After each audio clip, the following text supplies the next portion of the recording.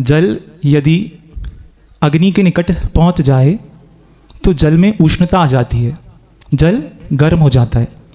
यदि वही जल मटके में डाल दिया जाए तो वो जल और ठंडा हो जाता है। और उसी जल को यदि आपने फ्रीज़र में रख दिया तो वह जल क्या होगा, बर्फ़ के रूप में जम जाएगा। इसको कहते हैं क्षेत्र का प्रभाव। आप जैसे क्षेत्र में जाएंगे वैसे आपके भावों में परिणमन होगा। यदि आप सिनेमा घर में जाते हैं तो सिनेमा घर में जाते वक्त राग रूप परिणाम होते हैं। वहीं आप किसी के शमशान यात्रा में, शमशान क्षेत्र में पहुंच जाएं तो आपके भीतर भी भाव उत्पन्न होता है कि ये संसार, ये शरीर अनित्य है। तो ये प्रभाव कैसे आता है? जब ऐसी भूमि पर जहाँ पर अनंतानंत जीवों ने सिद्धत्व को प्राप्त किया हो, ये वो भूमि है जहाँ के कण कण में आचार्य गुरुदेव श्री विद्यासागर महाराज की तप की वर्गणाएं विद्यमान हों। ये वो भूमि है जिस भूमि पर गुरुदेव श्री विद्यासागर महाराज ने चातुर्मास कर कर अपनी आत्म साधना की हो। ये कोई सामान्य भूमि नहीं है। जब जबलपुर से विहार होता है तो जैसे तीर्थंकर भगवान होते हैं तो तीर्थंकर भगवान का विहार उनके इच्छा पूर्वक नहीं होता है। कहते हैं कि पुण्य के नियोग से और क्षेत्र के पुण्य से अपने आप तीर्थंकर का विहार होता है। वैसे ही गुरुदेव श्री समय सागर जी महाराज जो 50 वर्ष से स्वभावनिष्ठ साधु हैं, जिनके भीतर धन कंचन की आस नहीं, जिनके अंदर ख्याति पूजा लाभ की कोई कणिका नहीं, उनका निसर्गज अपने आप इस ओर विहार होना बताता है कि यहाँ के पारसनाथ भगवान परम अतिशयकारी हैं। अतिशय का अर्थ सिर्फ इतना नहीं कि पुष्प वृष्टि हो, केसर की वृष्टि, ये अतिशय नहीं। अतिशय तो ये है कि यहाँ पर कुछ मुमुक्षु जीव जो इस भूमि पर आ गए हैं, अब वो अपने स्वभाव की उपलब्धि के लिए पंच परमेष्टि के पद में अभिष्ठित होंगे। आप अपनी आंखों से देखेंगे कि सारे जितने भी एलक जी, छुल्लक जी और ब्रह्मचारी जो भी, इन सब को जब निर्गंत मुद्रा प्राप्त होगी, वो मुद्रा जिस मुद्रा के बिना मोक्ष नहीं होता।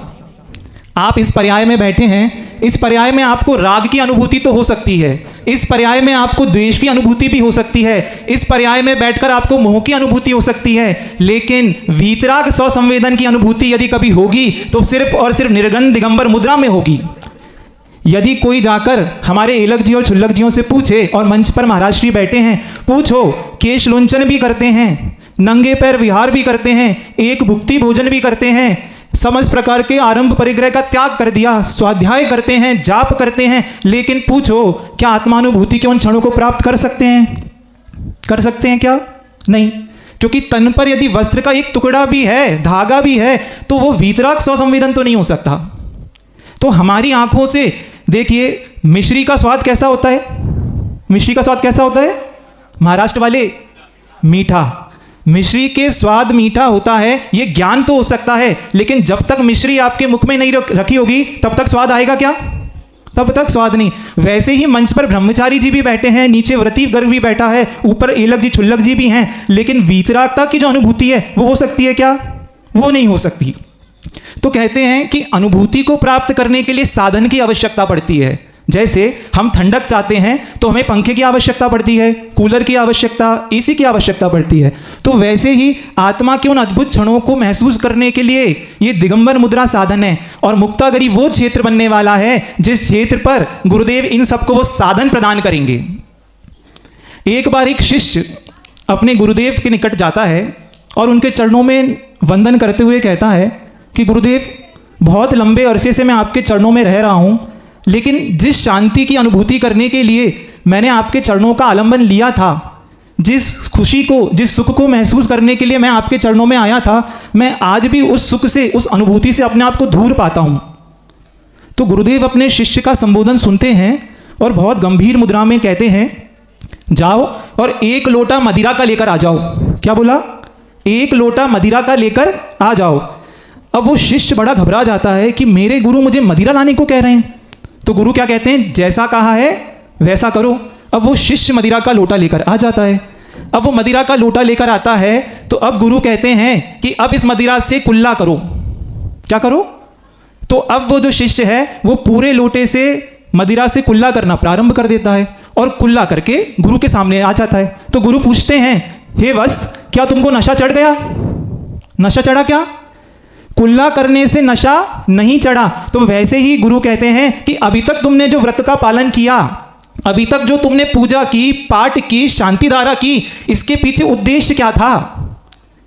तुमने अभी ऊपर ऊपर से ही इन व्रतों का पालन किया है। तो आचार्य कह रहे हैं कि आपके हर एक कार्य के पीछे कोई उद्देश्य होता है। जैसे कैमरा चलाने वाला जो भाई था, ये कैमरा लेकर क्यों खड़ा रहता है? क्यों रहता है खड़ा? या जो वहां पर म्यूजिक बजाने वाले हैं, माइक लगाने वाले, ये माइक क्यों लगा रहे हैं? क्यों लगा रहे हैं? सब्जी बेचने वाला सब्जी बेचता है, किस लिए बेचता है? अर्थ के लिए। एक किराना वाला किराना बेचता है अर्थ के लिए, एक झाड़ू लगाने वाला झाड़ू लगा रहा है अर्थ के लिए। तो आचार्य कह रहे हैं कि हर एक कार्य के पीछे आपका उद्देश्य क्या है? किमर्थम कह रहे हैं, प्रयोजन क्या है? आपका प्रयोजन पूजा करने का, जैसे आप देखिए कोई व्यक्ति श्रावक है, वो सुबह सुबह पूजन कर रहा है, कोई एक श्रावक है जो शांति धारा कर रहा है, कोई एक है जो विधान कर रहा है, कोई एक है जो भक्तांबर जी का पाठ कर रहा है, कोई एक है जो मुनियों को आहार दे रहा है, कोई एक है जो कमंडल पकड़ के गुरुओं के साथ चल रहा है। तो आचार्य पूछ रहे हैं, ये भिन्न भिन्न कार्य कर रहे हो, इन कार्य करने के पीछे प्रयोजन क्या है? तो कह रहे हैं प्रयोजन सिर्फ एक है, स्वभाव की उपलब्धि। प्रयोजन सिर्फ एक है कि मैं जब इन गुरु के निकट बैठता हूं तो मुझे शांति का अनुभव होता है।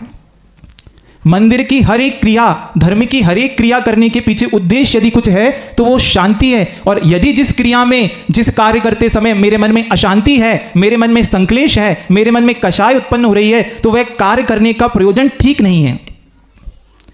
एक छोटा सा संस्मरण जो आपके सामने कुंडलपुर में गुरुदेव के समक्ष हुआ, उसको मैं रखना चाहता हूं। हमने इतने वर्षों में धरती के देवता के रूप में गुरुदेव को देखा, लेकिन आज वो इस धरती पर नहीं है। वो आज किस रूप में है? आज वो स्वर्गों के देव हैं। लेकिन भविष्य में वो भी दिन आएंगे जिस दिन वो देवादि देव के रूप में प्रतिष्ठित होंगे। अब उन गुरु के निकट आप देखिए, आप जब थोड़ी देर किसी गुरु के निकट बैठते हैं तो आप महसूस करते हैं कि ये शरीर, ये संसार के प्रति ज़्यादा आसक्ति ठीक नहीं, आपके अंदर वैराग्य के भाव उत्पन्न होते हैं। लेकिन जिस व्यक्ति ने 50 वर्ष तक अपने गुरु की सन्निधि प्राप्त की हो, जिसने अपने गुरु से ज्ञान प्राप्त किया हो, जिसने अपने गुरु से ही संयम लिया हो, तो जिनके आत्मा के हर एक प्रदेश पर यदि कोई एक मंत्र सिद्ध है तो उनका नाम क्या है? गुरुदेव श्री विद्यासागर। तो जिनने हमेशा अपने भीतर गुरु वैणम को धारण किया हो। तो प्रसंग ऐसा होता है कि गुरुदेव बहुत कुंडलपुर के महोत्सव में बहुत व्यस्त रहते थे। तो जब माता जी महाराज जियों को समय देने के बाद गुरुदेव अपने कक्ष में बैठते हैं तो बहुत सारी भीड़ दर्शन कर रही होती है। तो दर्शन करते वक्त एक छोटी सी बालिका, शायद प्रतिभा स्थली की वो बालिका रहती है, वो गुरुदेव के पास बड़ी निर्भय होकर अंदर कमरे में प्रवेश कर जाती है और कहती है, आचार्य श्री मैं आपसे एक प्रश्न करना चाहती हूँ। अब वहाँ पर 3-4 महाराज जी खड़े थे, उनमें हम भी वहीं पर थे। तो महाराज जी लोगों ने उनको रोकना चाहा, बेटी को। तो आचार्य श्री बड़ी प्यारी मुस्कान के साथ कहते हैं, नहीं नहीं उसको कहने दो, क्या कह रही है? तो आचार्य श्री जी से क्या पूछती है कि गुरुदेव, आचार्य श्री जी आप मुझे 5 पक्षियों के नाम बताइए जो पेड़ पर बैठते हैं। हम लोग दंग रह गए, जिन गुरुदेव के सामने सहजता से बोलने में भी एक शब्द निकालने में कठिनाई होती है और वो बच्ची इतनी निर्भयता के साथ बात कर रही है। तो गुरुदेव देखिए, गुरुदेव क्या कहते हैं? गुरुदेव कहते हैं तोता, मैना, चिड़िया। इतना बोला ही था कि वो बच्ची कह देती कि आचार्य श्री ये नहीं, गलत है। तो आचार्य श्री कहते हैं कि आप बताइए क्या सही है? तो क्या बोलती है वो? चिड़िया, चिड़िया की मम्मी, चिड़िया के पापा, चिड़िया के भैया, चिड़िया के दीदी। अब आचार्य महाराज जैसे ही इस प्रसंग को सुनते हैं, आचार्य श्री का चेहरे पर फुल 360 डिग्री वाली जो हंसी होती है, आचार्य श्री की आंखें और आचार्य श्री पेट पकड़ के हंसने लगे और उन्होंने बढ़िया अच्छे से आशीर्वाद देके वो बच्ची चली गई। 2 दिन निकले, कुछ मुनि महाराजों का बाहर दिल्ली इत्यादि से प्रवेश हुआ। तो आचार्य महाराज की उन लोगों ने वंदना की और सब गुरुदेव के कक्ष में जाकर सारे मुनि महाराज, फुल हाउस मुनि महाराजों से भरा हुआ था। तो अब आचार्य श्री कहते हैं कि आप लोग बहुत अध्ययन इत्यादि करते हैं, हम आपसे एक प्रश्न पूछें? तो सब लोग हंसने लगे मुनि महाराज की। आचार्य श्री का मूड अलग था, तो सबने हाथ जोड़कर कह दिया, जी आचार्य श्री जी पूछिए।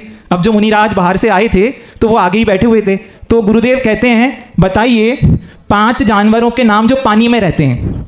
अपने कौन पूछ रहे हैं? आचार्य महाराज पूछते हैं शिष्यों से। तो सब हंसने लगे कि ये कैसा प्रश्न है। तो तब भी आचार्य श्री ने कहा, बताओ बताओ, सुने तो आप लोगों का ज्ञान कितना है। तो एक मुनि महाराज कहते हैं मछली, मगरमच्छ, कछुआ। तो आचार्य कहते हैं सुनो ये नहीं है। तो सब बोलते हैं जी आचार्य श्री आप बताइए। तो फिर गुरुदेव क्या कहते हैं? मछली, मछली की माँ, मछली के पिताजी, मछली के दादाजी, मछली की दादी, और एक और चीज गुरुदेव ऐसे करते हैं, मछली के गुरुजी। अब प्रसंग यहाँ पर गुरुदेव का सुनते हैं। आचार्य परमेष्ठी का गुण होता है अप कोदुहल्लो। कहते हैं कि आचार्य महाराज के सम्मुख जब नए नए शिष्य आते हैं तो शिष्यों की भैयावृत्ति करने के उद्देश्य से जो गुरु होते हैं वो थोड़ा सा हंसी, ताकि हमारे शिष्य के अंदर वो प्रशस्तता बन सके। तो गुरुदेव इस प्रकार का माहौल था। लेकिन अब गुरु जी की भैयावृत्ति प्रारंभ हो जाती है। अब देखते हैं कि आचार्य श्री सारे शिष्यों से बहुत हंस कर उनको निहार रहे हैं अच्छे से, बड़ा वातावरण प्रशस्त रहता है। इतने में देखते हैं कि आचार्य श्री महाराज एकदम शांत हो जाते हैं। तो मैं आगे ही बैठा हुआ था, तो मैंने 2-3 महाराज जो बड़े महाराज जी लोग थे, मैंने पूछा कि आचार्य महाराज इतने शांत और एकदम इतने गंभीर कैसे हो गए। तो पास में जो पूज्य निरापक श्री संभव सागर जी महाराज जी थे, तो वो मुझसे कहते हैं कि निर्लेप सागर जी महाराज जी, आज की बात नहीं है, वर्षों की बात है। आपने पीछे देखा नहीं कमरे में अभी कौन आया? तो मैंने कहा नहीं, दृष्टि नहीं पड़ी। तो बोलते हैं आपके बड़े महाराज पूज्य मुनिवर श्री समय सागर जी महाराज अभी कक्ष में आकर बैठे हैं। आचार्य समय सागर जी महाराज जी आखिरी में आकर बैठ गए। अब बड़े महाराज जो गुरुदेव आचार्य श्री हैं, वो कुछ भी नहीं, एकदम उन्होंने अपना सर नीचे झुका रखा है और एक भी शब्द नहीं बोल रहे। तो अब मेरे अंदर बहुत उत्कंठा आ गई कि आखिर ये कैसे हो सकता है कि जिनके अंदर सम्यक दर्शन का गुण उत्कृष्ट है, जिनका चारित्र इतना अच्छा है, जिनकी चारों ओर स्वाध्याय तत्व चर्चा, हम तो शास्त्रों में पढ़ते हैं कि प्रमोद भाव का अर्थ क्या होता है कि जिसके अंदर गुण होते हैं, जिसके अंदर सम्यक का गुण है, सम्यक दर्शन है, सम्यक चारित्र है, उसको देखकर तो आंखें खिलनी चाहिए और चेहरे पर मुस्कान आनी चाहिए। लेकिन गुरुदेव तो इनको देखकर एकदम कोई रिएक्शन ही नहीं दे रहे। तो अब मेरे अंदर ये जिज्ञासा बन गई। तो अब मैंने गुरुदेव पूज्य संभव सागर जी महाराज जी और 2-3 महाराज जी थे, तो मैंने कहा आप इस शंका का समाधान कीजिए कि आचार्य महाराज जब भी समय सागर जी महाराज जी कक्ष में आते हैं तो एकदम शांत और इतने गंभीर क्यों हो जाते हैं। तो उन्होंने कहा देखते हैं दोपहर में अपन देखो इस विषय को निकालेंगे। तो अब दोपहर को जब सारे महाराज जी लोग बैठे हुए, तो पूज्यवर महाराज, एक महाराज श्री जो आचार्य श्री से अच्छे से खुलकर बात कर सकते थे, तो उन्होंने कहा कि आचार्य श्री जी, आपने इन 50 वर्षों में सैकड़ों दीक्षाएं दी हैं, तो जब आपके सामने दीक्षा का प्रसंग आता है तो आप इन मुनि राजों के और माताजियों के नाम कैसे रखते हैं, क्या सोचते हैं? तो उन मुनि महाराज ने सबसे पहले पूछ लिया कि इन आरिका का नाम आपने कैसे रखा। तो आचार्य श्री ने उसका कुछ उत्तर दिया। फिर पूज्य महाराज श्री ने पूछा कि आपने योग सागर जी महाराज जी, नियम सागर जी महाराज आदि महाराज जी के नाम कैसे रखे। तो आचार्य श्री कहते थे कि सामायिक के काल में मैं बैठता था और जो गाथा या चिंतन इत्यादि बनता था तो वो नाम उस समय हो जाता था। आचार्य श्री ने ऐसे बताया। तो फिर धीरे से महाराज जी ने पूछ लिया कि आपने समय सागर जी महाराज का नाम रखते समय क्या सोचा था। अब जैसे ही समय सागर जी महाराज का नाम बोला, गुरुदेव उतने ही गंभीर, और मैंने अपनी आंखों से देखा आचार्य श्री ने अपने दोनों हाथ ऐसे जोड़े। ये प्रसंग 2022 का है। उन्होंने अपने हाथ ऐसे जोड़े और अपने सर पर रखकर कहते हैं कुंद कुंद देव। ब्रह्मचारी अवस्था से क्षुल्लक अवस्था में जिन गुरुदेव को, जिनमें कुंद कुंद देव के दर्शन होते हैं। कुंद कुंद देव नाम कोई सामान्य नाम नहीं है बंधुओं, ये वो नाम है। आज आप किसी भी जिन शासन में, भारतवर्ष में किसी भी प्रतिमा को देख लेना, उस प्रतिमा के ऊपर लिखा रहता है कुंद कुंद आमनाए। आप मंगलाचरण करते हैं, मंगलम भगवान वीरो, मंगलम गौतमो गणी, मंगलम कुंद कुंद आर्यो जैन धर्मोस्तु। कुंद कुंद को जिनको सर्वमान्य आचार्य माना है, गुरुदेव श्री विद्यासागर महाराज कहते हैं कि मुझे समय सागर जी महाराज में कुंद कुंद देव झलकते हैं। तो कोई कहेगा क्या ऐसा स्पष्ट कहा? नहीं, प्रसंग जब चल रहा था उन्होंने हाथ जोड़ लिए और मैं आज भी उस भाव भूमिका को भूल नहीं सकता। आचार्य श्री की आंखें और उनका जो चेहरा था उसमें जो आस्था थी।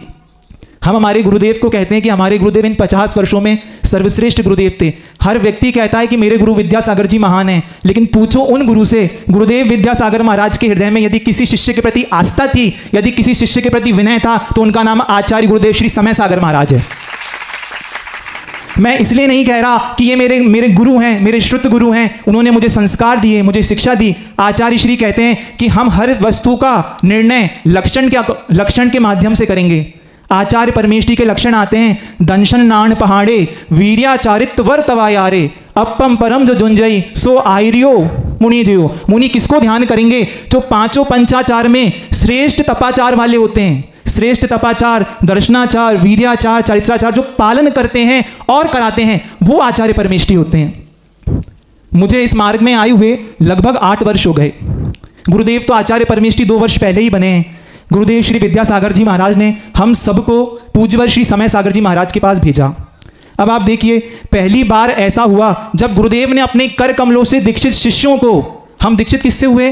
पूज्य गुरुदेव से दीक्षित हुए, और गुरुदेव ने तुरंत हमको कहाँ भेज दिया? 2 दिन बाद ही पूज्यवर श्री समय सागर जी महाराज के पास, क्योंकि वो उनको विश्वास था, उनकी आस्था थी कि जैसा आगम में कहा है, जैसा शास्त्र में आचरण कहा है, जैसे भाव भीतर से मुनि के होने चाहिए, वे सब कुछ को कराने में कुशल थे, वे जानते थे, गुरुदेव को ज्ञात था। अब एक और प्रसंग आपको इसलिए बताना उचित समझता हूं कि निष्प्रयता या निरीता किसको कहते हैं। हम लोग संघ में ही गुरुदेव के साथ रहे, गुरुदेव ने हमको जो आचार्य श्री ने गुरुदेव को संकेत दिए होंगे, बड़े आचार्य श्री ने जो महाराज श्री को, उसके अकॉर्डिंग वो हम लोग को बताते थे। तो धीरे धीरे करते प्रथम चतुर्मास गुरुदेव ने कुंडलपुर में हम लोग को प्राप्त हुआ। अब कहते हैं कुंडलपुर चतुर्मास की समाप्ति के बाद सबसे इंपॉर्टेंट यदि कोई कार्यक्रम होता है तो कौन सा होता है? पिछी परिवर्तन का, पिछी परिवर्तन का कार्यक्रम था। तो अब हर व्यक्ति चाहता है कि अपने गुरु के हाथ से पिछी मिले, लेकिन गुरुदेव श्री विद्यासागर जी महाराज तो हमारे साथ थे नहीं, तो हम तो निर्यापक श्रमण श्री समय सागर जी महाराज के चरणों में रहते थे। तो अब संघ ने निवेदन किया इरियापत भक्ति में, पूज्यवर प्रशस्त सागर जी, मल्ली सागर जी, आनंद सागर जी महाराज ने, कि महाराज श्री इन 4 वर्षों में कभी आपने अपने हाथ से तो हमको पिछी प्रदान नहीं की है, लेकिन ये जो नए 10 मुनि महाराज हैं, इनको तो आचार्य श्री का ज़्यादा मिला नहीं है, तो आप कम से कम इन लोगों को बुरा ना लगे, इन लोगों को दुख ना हो, तो आप अपने हाथ से पिछी का प्रदान कर दीजिए। तो आचार्य श्री सुनते तो सब कुछ हैं, और आपने सुना है ना ओम शांति, ओम शांति कर जानते हैं? ओम शांति, ओम शांति का मतलब है हम नहीं समर्थन नहीं कर रहे उस चीज़ का। तो अब सारे हम जो 10 जितने मुनि महाराज संघ के हाथ जोड़कर निवेदन करते हैं, किसी मुनि महाराज ने यह भी कहा कि महाराज जी आप देख लीजिए आचार्य श्री के संघ में योग सागर जी, अब जितने भी संघ हैं, जितनी भी आरिका हैं, जो प्रमुख महाराज होते हैं, वो बड़े महाराज या बड़ी माता जी अपने संघ में अपने माता जी महाराज जी को अपने हाथों से ही पिछिका प्रदान करते हैं। तो गुरुदेव क्या कहते हैं? हमें हमारे गुरु का बहुमान बनाए रखना है, हमें हमारे गुरु का बहुमान बनाए रखना है। बस ये गंभीर मुद्रा में उन्होंने जो ये शब्द कहे, और आप जानते हैं जब वो अत्यधिक गंभीर मुद्रा में होते हैं तो किसी के अंदर भी इतनी ताकत नहीं है कि आप उनसे कुछ कह सको, और सबने आंख बंद करके चुपचाप अपने अपने कक्ष में चले गए। ये वो गुरु हैं जिनके अंदर इस प्रकार की निष्प्रयता का भाव है। मैं कई बार सोचता हूँ यदि मैं भी गुरुदेव के स्थान पर होता, क्या मेरे भीतर भी ये ऋजुता आ सकती है? संभव नहीं है। कहते हैं कि आचार्य श्री जैसी साधना, आचार्य श्री जैसा तप, उनके जैसा संयम, क्योंकि ये भवों से मुनिराज रहे हैं।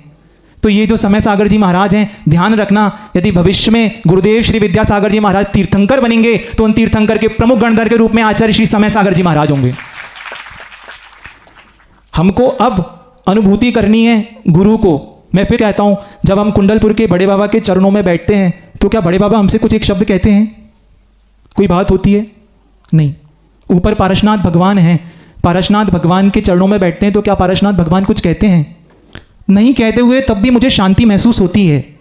किसी समुद्र के किनारे जाकर, किसी पर्वत पर आप जाकर बैठ जाइए, वहाँ पर पर्वत आपसे कुछ नहीं कहते, वृक्ष आपसे कुछ नहीं कहते, लेकिन फिर भी आप आनंद महसूस करते हैं। वैसे ही ये गुरुवर श्री समय सागर महाराज हैं। आप एक बार बहुत शांति के साथ उनके चरणों में बस दूर से बैठ जाइए, आप उनकी मुद्रा देखिए।